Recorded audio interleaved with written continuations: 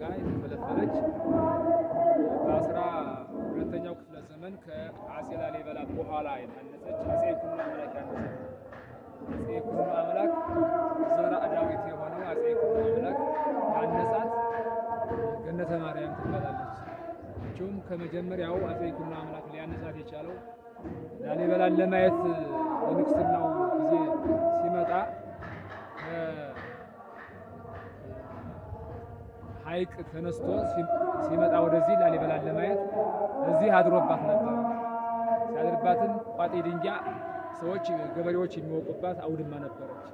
አድሮ ድንኳኑን ተክሎ እዚች አድሮባት ወደ ላሊበላ ሄዶ ላሊበላን ታየ በኋላ አድንቆ እኔም እንደዚህ እንድሰራ ፍቀድልኝ ብሎ በማለት ቤተ ማርያም ላይ ጸሎት ገባ።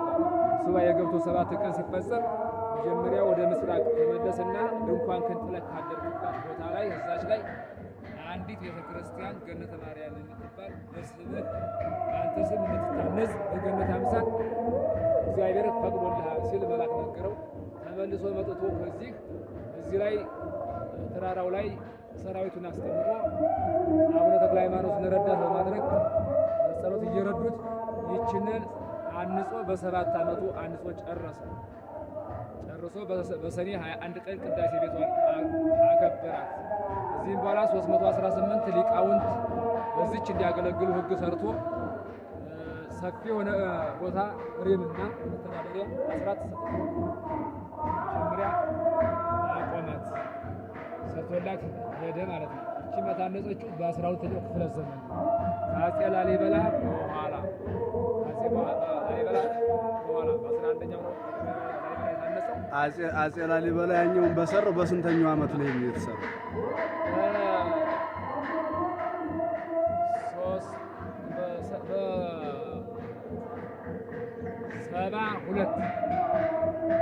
በ72 ዓመታት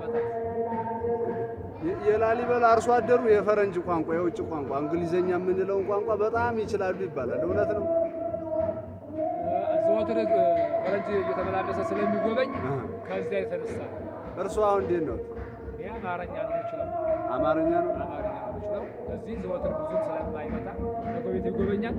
ዘወትር ግን በከተማ ደረጃ ሆነ ብለነስ ትምህርቱን ስላልያዝነው ያን ያህል እኔ እንግሊዝኛ አንዳንድ አልፎ አልፎ ባውቅ እንጂ እችላለሁ ብያለሁ።